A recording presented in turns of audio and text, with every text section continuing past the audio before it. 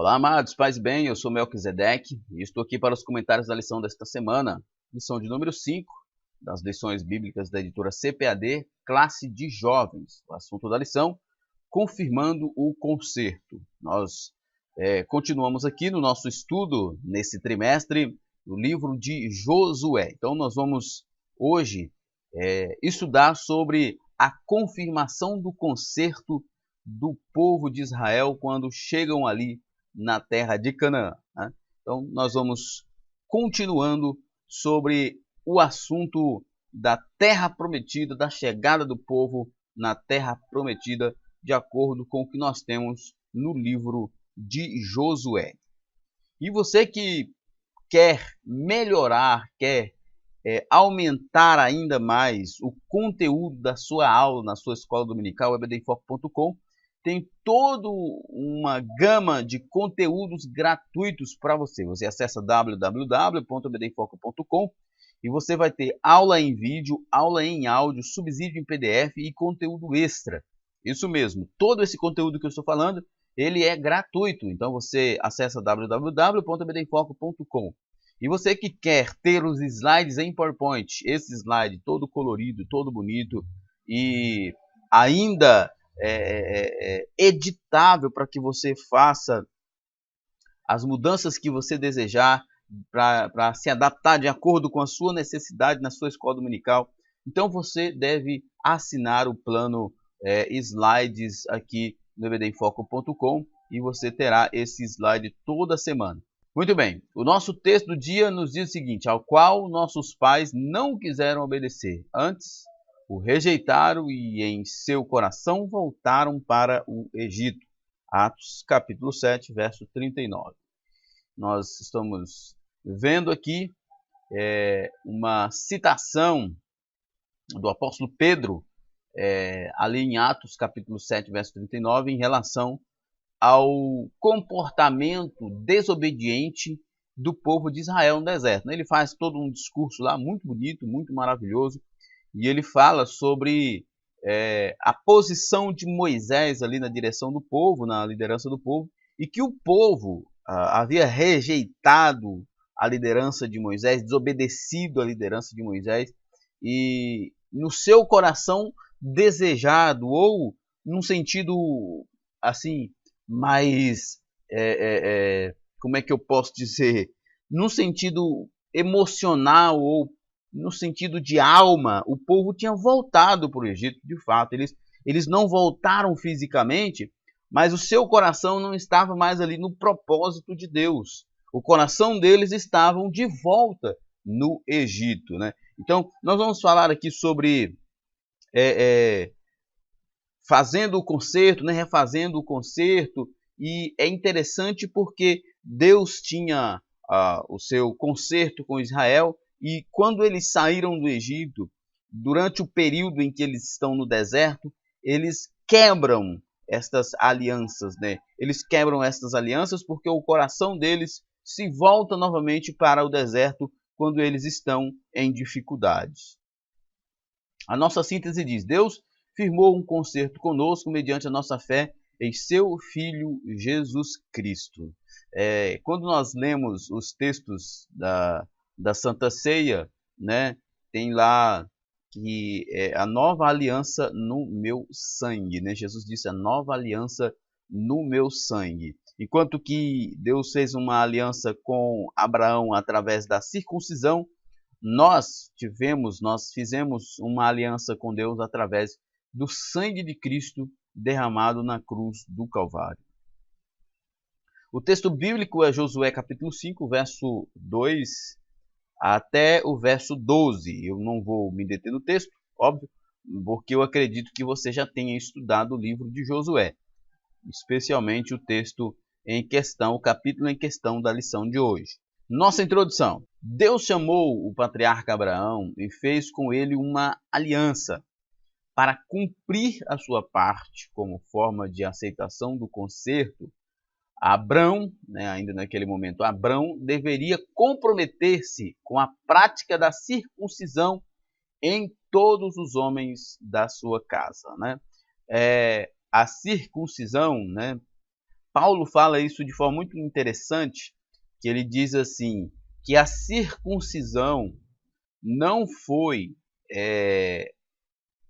a causa da justificação de Abraão. A circuncisão, na verdade, foi a prova da obediência ou a prova da fé de Abraão. Deus chamou Abraão e Abraão acreditou em Deus. E como prova, ele aceitou ele entrar em aliança com Deus. E externamente, o que ele fez foi entrar nesse pacto da circuncisão dele e de todos os homens de sua casa. O Senhor estava ensinando o seu povo sobre obediência e salvação. O Todo-Poderoso lhes dava mantimento, conforto, proteção, porém requeria deles, como requer de nós, que somos a igreja, uma atitude de fé, né? Mas, ao contrário, eles rebelaram-se contra o Senhor, né? O que Deus queria do povo de Israel era o mesmo comportamento de Abraão, que a circuncisão ou que qualquer outra atitude fosse em resposta a uma fé verdadeira, a uma confiança, a uma fidelidade a Deus. Mas o que aconteceu, na verdade, não foi isso. O que aconteceu, na verdade, foi que eles se lembraram do Egito e os seus corações se voltaram para o Egito. Uma prova de que a aliança que eles haviam feito com Deus, o concerto que eles haviam feito com Deus, era externo, não era interno, não era no coração. Porque no momento em que eles se encontraram em adversidade, eles se lembraram do lugar de escravidão. É importante nós refletirmos sobre isso aqui, que o comentarista faz a questão de fazer uma observação aqui, que o Todo-Poderoso lhes dava mantimento, conforto, proteção, porém requeria deles, como requer de nós uma atitude de fé. Deus requer de nós uma atitude de fidelidade. Eu sempre gosto de dizer que quando nós falamos de fé, geralmente, ou quase sempre, quando se usa a palavra fé na Bíblia, geralmente a ideia de fé é a ideia de fidelidade, de confiança irrestrita, de depositar a sua vida, de confiar a alguém a sua vida de forma irrestrita. Então, o que Deus queria daquele povo e o que Deus quer de nós é que nós depositemos as nossas vidas em suas mãos e confiemos na sua capacidade, no seu poder de cuidar, de nos salvar, de perdoar os nossos pecados, de nos levar para o céu. Confiemos de forma irrestrita, mesmo diante das adversidades. Uma fé que é somente no momento de bonança, ela não é uma fé verdadeira. A fé verdadeira, ela perpassa todos os campos, seja da bonança ou da adversidade. Em face disso, Deus tirou-lhes o privilégio de celebração da Páscoa e admitiu a não circuncisão do restante do povo, até o dia em que puseram os pés em Canaã. Nesse instante, Deus determinou uma nova circuncisão e a comemoração da Páscoa. Uma nova etapa da vida deles estava chegando e por isso precisavam manter a intimidade com Deus, confirmando a parte deles na aliança, né? É interessante porque o êxodo, na saída do povo do Egito, justamente foi instituído a Páscoa. Depois, no Sinai, eles comemoraram a Páscoa, mas por causa da dureza do coração daqueles homens, a Páscoa era um sinal de liberdade, né, de libertação. Mas como eles estavam libertos apenas fisicamente e não libertos na alma, né, eles foram proibidos de celebrar a Páscoa durante aquele período e também ficaram sem serem circuncidados. Isso mostrava que Deus estava irado com aquele povo, porque eles não haviam feito uma aliança com Deus no coração, mas apenas na carne. Primeiro ponto, circuncisão, um pacto de Deus com os hebreus. A aceitação do pacto abraâmico. A circuncisão é a retirada do prepúcio do órgão sexual masculino. Entretanto, muito mais do que uma conduta de saúde pública, a circuncisão aqui estudada era praticada em forma de ritual pelos hebreus. Justamente, há quem diga que Deus fez, criou a circuncisão para o povo, sim, como uma forma de ritual, de conserto. Mas Deus poderia ter procurado qualquer outro tipo de ritual para fazer esse conserto, mas ele escolheu a circuncisão. Porque provavelmente Deus tinha na sua intenção preservá-los de muitos males. Dizem que proporcionalmente as mulheres judias são as que têm o menor índice de câncer do colo do útero.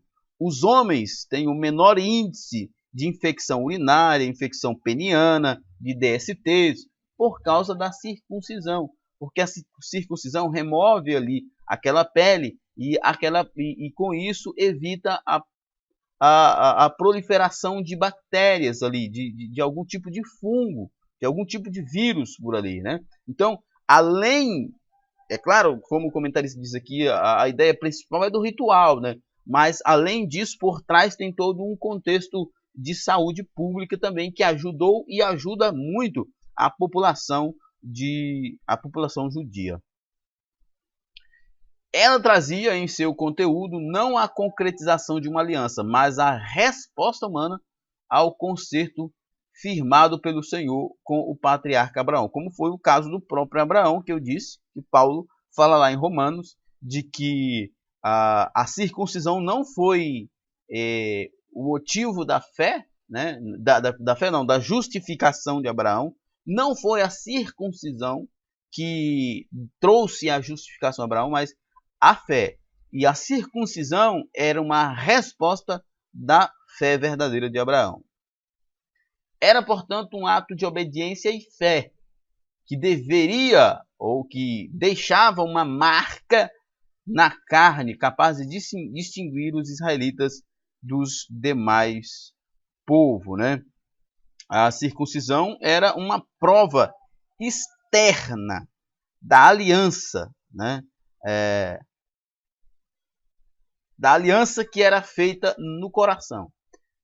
Era para ser assim, Era para ser assim. Não era para ser só um rito externo, era para ser a prova externa do que havia sido feito no coração. Infelizmente, os israelitas nem sempre percebiam isso, entendiam isso. Infelizmente, muitas pessoas também, quando aceitam Jesus, elas dizem que têm uma aliança com Deus, mas esta aliança é externa.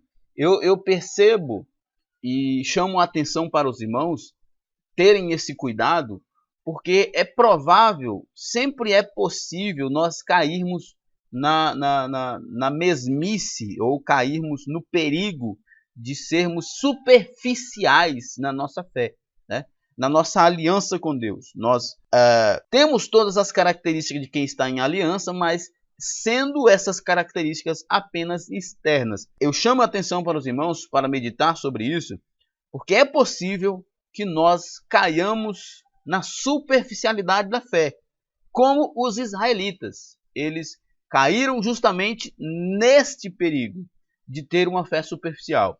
Eles tinham todas as marcas externas da aliança, mas eles não tinham uma aliança no coração. A circuncisão era realizada com uma faca de pedra, embora naquele tempo já existia um instrumento de bronze, mas não de ferro, haja vista vivessem no final da Idade de Bronze.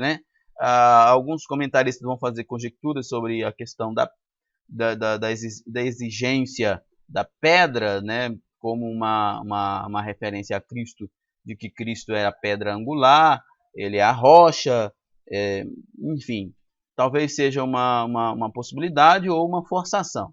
Paulo diz que a verdadeira circuncisão é feita no coração e é feita pelo Espírito Santo, lá em Romanos, no capítulo 2, verso 29. Então, fica aí uma possibilidade. Eu particularmente não acho que tenha tanta ligação assim, mas é uma possibilidade.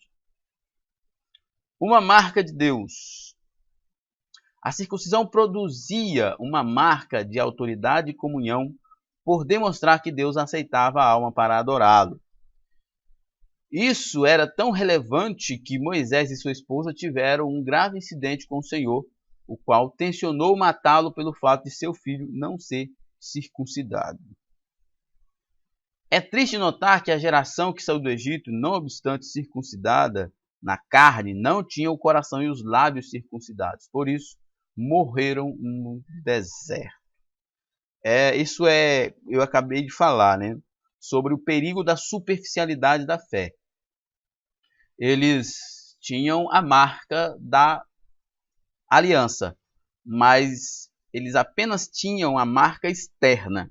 Eles não tinham a aliança, eles não viviam uma aliança no coração com Deus. Esse era o grande desafio da geração do Êxodos e da nossa também, ser obediente a Deus em tudo, não apenas na aparência, mas no homem interior. Volto a repetir, talvez esse seja um ponto muito importante aqui para você pensar. O perigo de nós cairmos na superficialidade.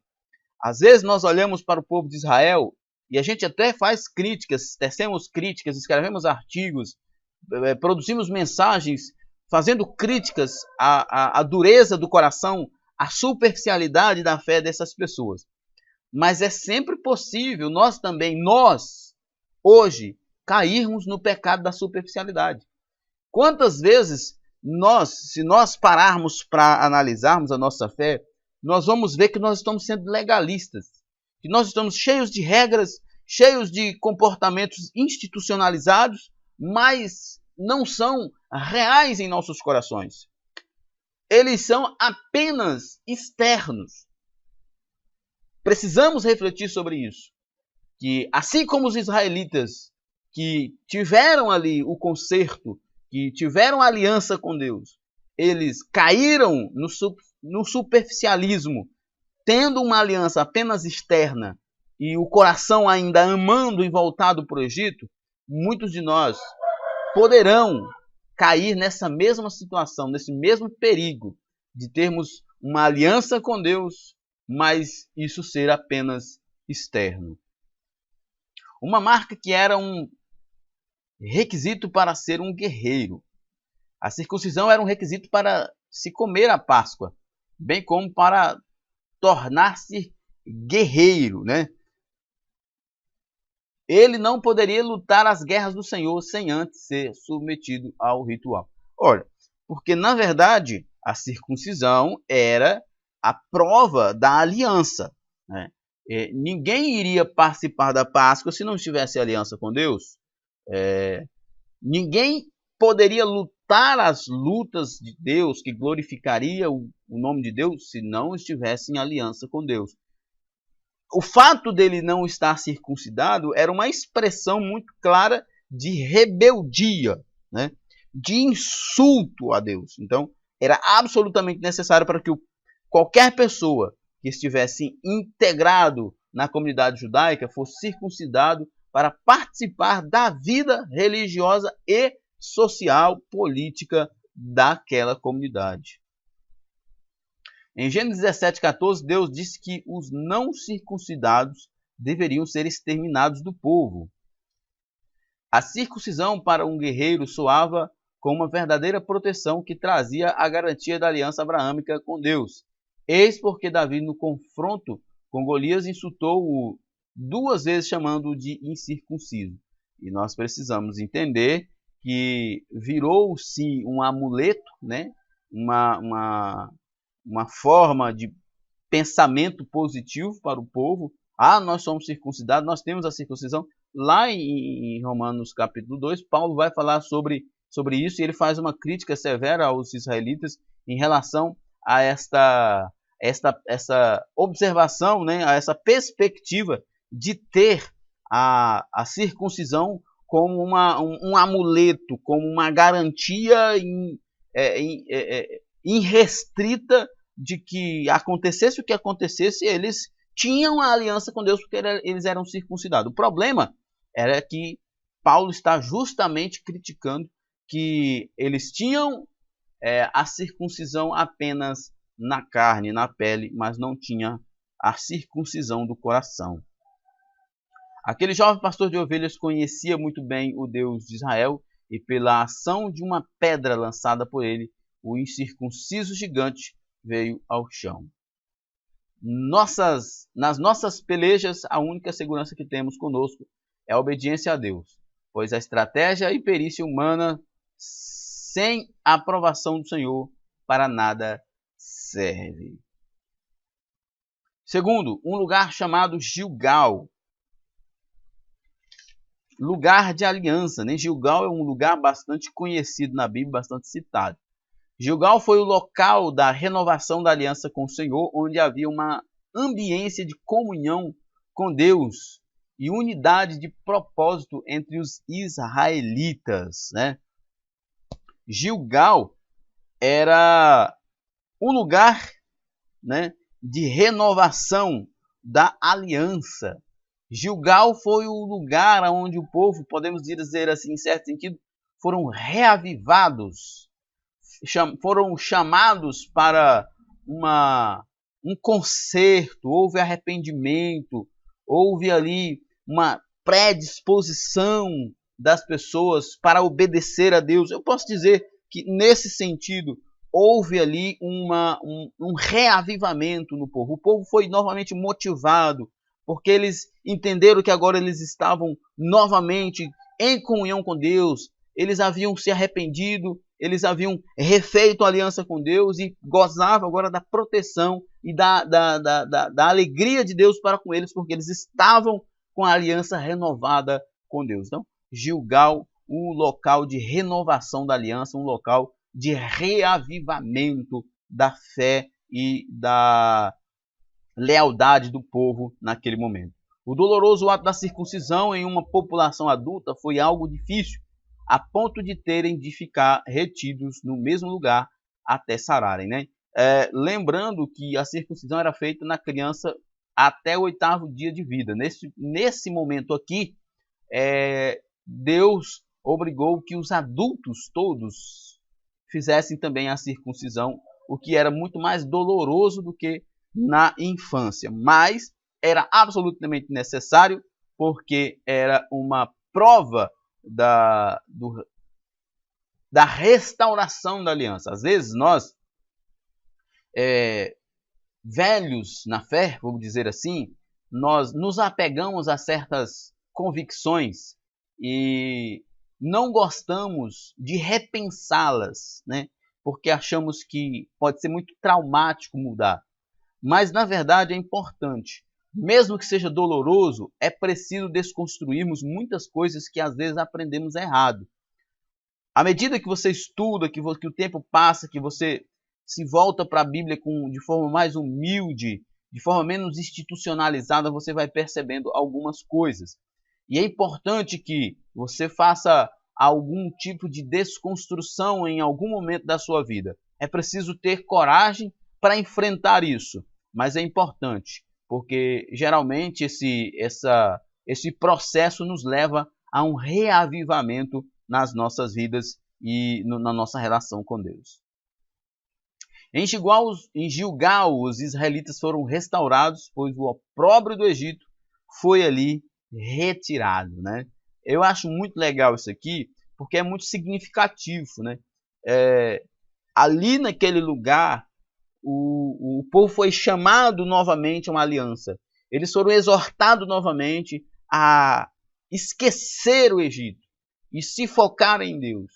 E como prova de que Deus estava chamando eles para se focarem em Deus, para fazerem esse acordo com Deus, Deus estava chamando eles para fazer a circuncisão novamente.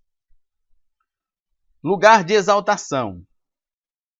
O Senhor disse que estava revolvendo naquele dia o opróbrio do Egito, elevando o povo a um patamar de excelência diante dele, né? Não se tratava, obviamente, do opróbrio da escravidão imposta pelos egípcios, nem dizia respeito aos vexames e escárnios que os israelitas suportaram, ou mesmo pelas condições degradantes em que viviam. De certo sentido, O objetivo do autor aqui é ir mais no sentido espiritual, mas também, eu acredito que também no sentido físico. Sim, no sentido físico. Era muito traumático para o povo a escravidão física no Egito. E também a circuncisão falava desse aliança com Deus, melhor dizendo, não apenas a circuncisão, mas as alianças com Deus falavam também da libertação física do povo de qualquer opressão de qualquer nação. E nesse caso, é claro, nós vamos pensar na perspectiva espiritual, mas eu também gosto de pensar que fazia parte, é claro, da remoção desse opróbrio, o opróbrio físico também e não apenas o espiritual. A vergonha, o vexame e a desgraça eram devido às atitudes pecaminosas dos hebreus diante de Deus durante a caminhada pelo deserto. A murmuração, a dureza de coração e o pecado fizeram com que os milhares morressem no deserto. Olha só, como eu falei, eu acredito também na perspectiva física, né, de que o opróbrio que foi removido também foi o físico, da escravidão do Egito sobre o povo. Mas o principal problema dos israelitas era no coração. Era um problema espiritual, né?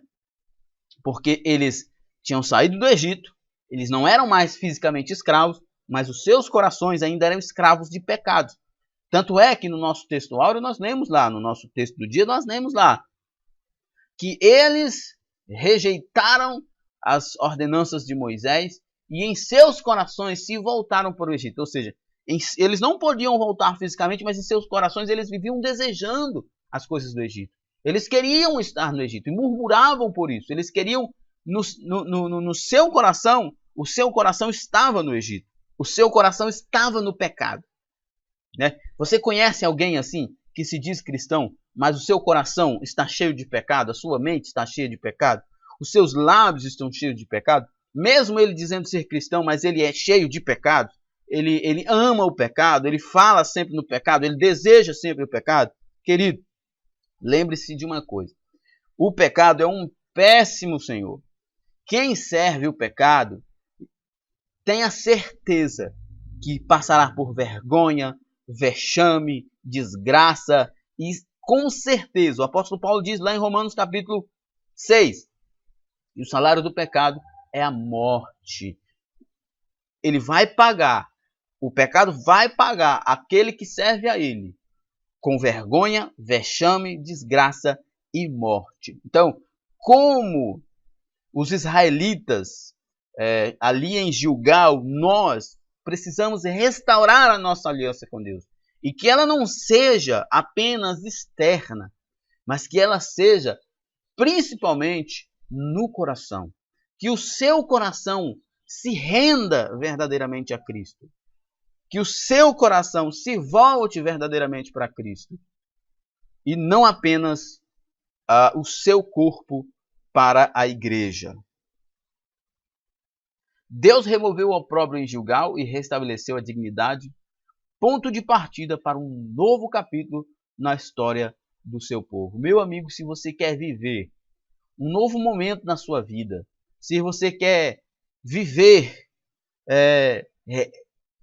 um novo capítulo na sua história, um capítulo de alegria da salvação, de paz com Deus, de esperança na vida eterna, então remova os opróbrios da sua vida.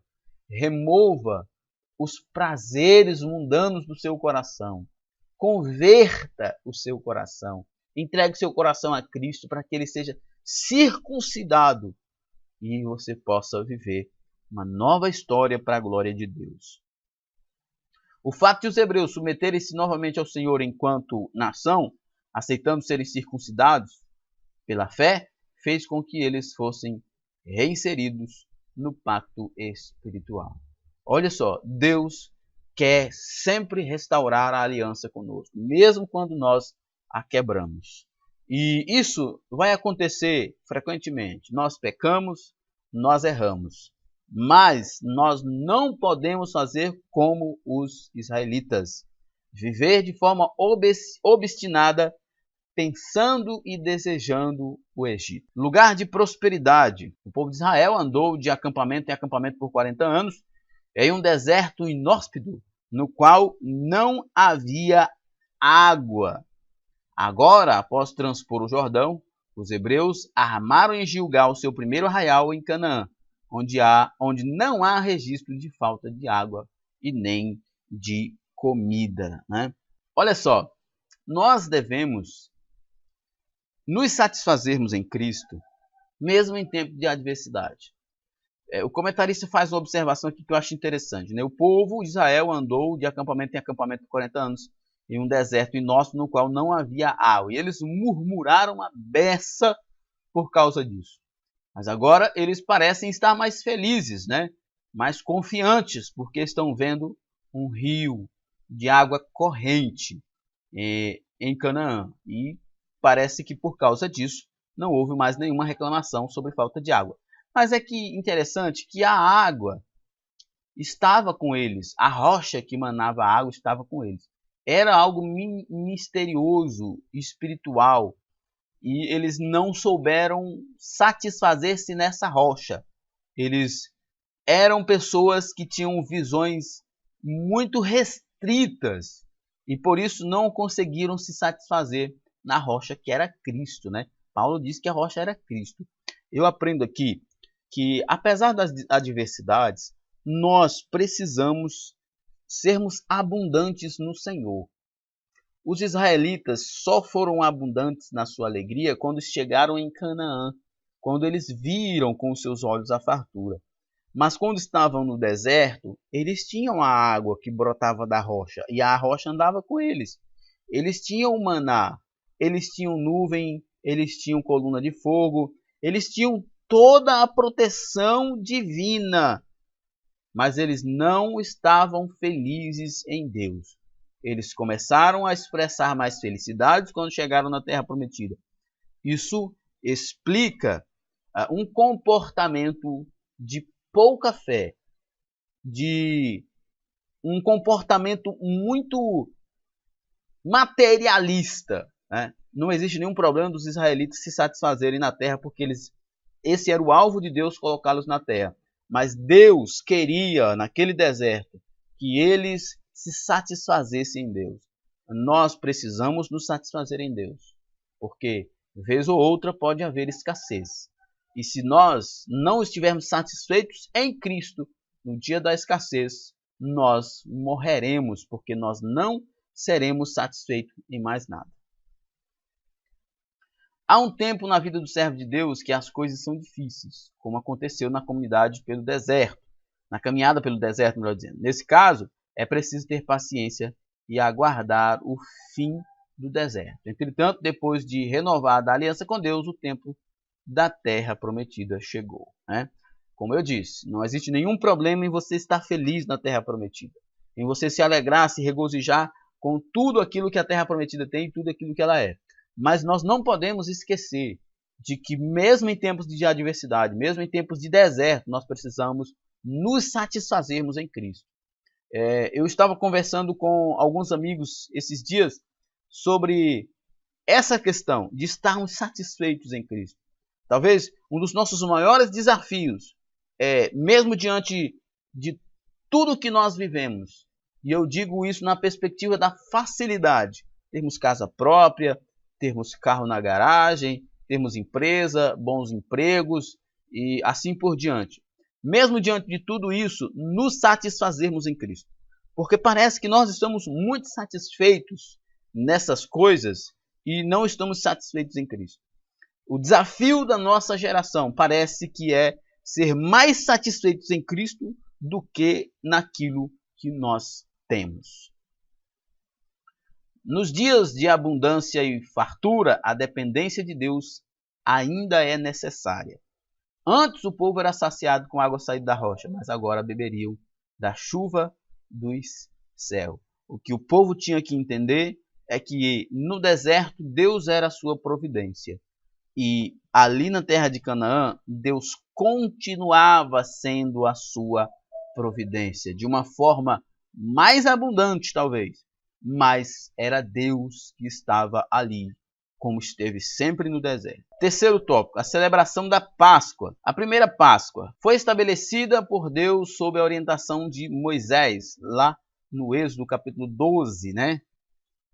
O povo foi orientado para que no dia 10 do mês de Abib, ou Nisan, separasse um cordeiro por família, porque dentro de 4 dias o animal seria sacrificado, assado e comido com pães asmos e ervas amargas. E isso apressadamente, haja vista que o povo estaria de saída do Egito. É interessante perceber que a Páscoa foi instituída na saída do povo do Egito. A Páscoa sempre trouxe a mensagem para os israelitas: éramos escravos, agora somos livres. É por isso que Paulo diz que Cristo é nossa Páscoa. Ele é a nossa libertação, a nossa liberdade. Fomos libertos do pecado. E é interessante que a Páscoa era celebrada com um cordeiro, com pães ázimos e ervas amargas, né? O cordeiro era por causa do sangue que foi derramado e passado nos umbrais das portas. E com aquele ato, o anjo da morte passou e não matou os primogênitos israelitas que tinham as suas portas com o sangue do cordeiro. Os pães ázimos, eram os pães sem fermentos. Algumas pessoas dizem assim, não, os pães eles eram sem fermentos só porque não deu tempo de fermentar, de levedar a massa. Mas outros vão dizer que tem sim um aspecto místico na ideia dos pães ázimos, porque geralmente, em muitos momentos, dependendo do contexto, claro, deixar isso bem claro, o fermento era símbolo de contaminação, símbolo de pecado. Então, a ideia era de que eles foram salvos pelo sangue, eles eram limpos, né, sem contaminação do Egito, e as ervas amargas eram para eles relembrarem as amarguras que viveram no Egito. Tudo muito simbólico, né? A Páscoa dos israelitas. Deus falou ainda que na noite desse 14 do primeiro mês, um anjo sairia a matar todos os primogênitos do Egito, onde não houvesse o sangue do cordeiro a marcar os umbrais e vergas das portas. De fato, tudo aconteceu como dito pelo Senhor a Moisés. Um ano depois, mais uma vez, o Altíssimo determinou a celebração da Páscoa. Israel, em Números capítulo 9, verso 1 a 3. Israel peregrinava nesse tempo pelo deserto. Antes, porém, de completar o segundo ano de peregrinação, os hebreus desistiram de invadir a Canaã e em seus corações voltaram para o Egito. Olharam com seus próprios olhos para a terra prometida, mas eles ainda amavam o Egito. Mais uma vez eu volto a repetir, temos que ter muito cuidado quanto à superficialidade da nossa fé. Pelo que Deus rejeitou aquela geração, nunca mais a Páscoa foi celebrada até o dia em que a nova geração chegou a Canaã. A Páscoa era parte da aliança. Eles quebraram a aliança, por isso ficaram sem o privilégio de celebrar a Páscoa. Eles estavam ainda escravos de seus pecados. Páscoa é um memorial judaico perpétuo. A Páscoa foi estabelecida em memorial perpétuo, mas o Senhor preferiu suportar as ausências dessa celebração tão importante por 39 anos, tanto pela incircuncisão dos pensamentos dos pretensos adoradores, né, quanto pela incapacidade que eles tinham de cumprir a liturgia determinada, né? Eu gosto de pensar nessa perspectiva de que eles foram privados de celebrar, porque eles não eram livres. Eles iam acabar fazendo um ritual, uma liturgia externa, algo monótono, como nós vimos lá em Isaías capítulo 1, que Deus reprovava a Páscoa, reprovava os sábados, a lua nova, todas as celebrações judias, judaicas porque eram superficiais. Deus estava tentando ensinar aquele povo que eles deveriam remover aquilo que estava no coração. E o que estava no coração deles era o amor pelo Egito. Agora, depois da circuncisão em massa, o Senhor autorizou a referida celebração. Com certeza, agora o povo estava sensibilizado de que agora eles estavam novamente em aliança com Deus. E agora eles realmente estavam com o coração e a mente voltadas para Deus e para a terra de Canaã, e não mais para o Egito. Como visto, era a terceira vez que celebravam a Páscoa. A primeira vez foi saída do Egito, a segunda vez foi no deserto, um ano depois, em Números 9, né? E a terceira vez, e agora a terceira vez, quando aportavam na terra prometida. Era muito simbólico, porque a primeira vez foi no Egito, na saída do Egito. A segunda vez foi no meio do deserto, né? No tempo de adversidade. E agora, como uma prova da aliança com Deus. Deus faz eles circuncidarem e celebrarem a Páscoa, para lembrá-los de que eles têm uma aliança com Deus e de que eles são livres, que eles não têm que ter medo de nações que irão escravizá-los e não tinham que lembrar mais das coisas do Egito, porque eles agora eram um povo livre, livre fisicamente e livre espiritualmente. Nós temos que ter confiança em Deus, de que foi removido o Egito dos nossos corações. Nós temos olhos somente para a terra prometida. O nosso coração deve estar voltado somente para Cristo. A Páscoa, um símbolo poderoso. A Páscoa apontava para a morte do Cordeiro de Deus, apontando para o sacrifício expiatório de Cristo no Calvário. Isso mesmo, né? A Páscoa é uma festa judaica, mas era um símbolo do que Cristo seria. Se o Cordeiro foi imolado no dia da libertação do povo e o seu sangue foi passado nos umbrais das portas para que a morte não atingisse aquele povo, da mesma forma, o nosso Jesus, ele morreu para que nós fôssemos libertos. E o seu sangue é a marca dessa liberdade. Nós somos libertos, fomos lavados pelo sangue de Cristo Jesus. Os israelitas tinham um cordeiro para ser imolado no dia da Páscoa. A nossa Páscoa foi imolada há 2000 anos atrás numa cruz, e de uma vez por todas. E o seu sangue jorra até hoje para o perdão dos nossos pecados. Não se tratava de mera celebração cívico-religiosa, mas de um culto ao Deus verdadeiro, o Criador do universo, o qual, fazendo-se semelhante aos homens, entregaria voluntariamente sua vida para salvar a humanidade de seus pecados.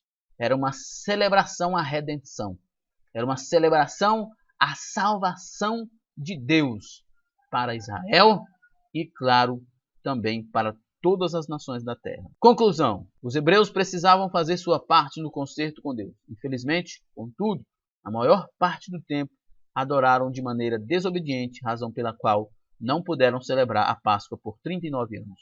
Cuidado com a superficialidade da sua vida cristã, meu amigo. Cuidado. Após a saída do Egito, porém, com a confirmação pela fé da aliança abrâmica, com a circuncisão, o opróbrio do Egito foi removido e a Páscoa foi celebrada novamente. Israel estava apto para tomar posse das promessas divinas. Em nome de Jesus, nós cremos que o nosso opróbrio foi tirado e nós podemos celebrar o Senhor, porque nós não amamos o mundo, mas a Deus. Muito bem, chegamos ao final do nosso comentário dessa lição, né, de hoje. O nosso muito obrigado, que Deus em Cristo nos abençoe e até a próxima. Paz e bem a todos.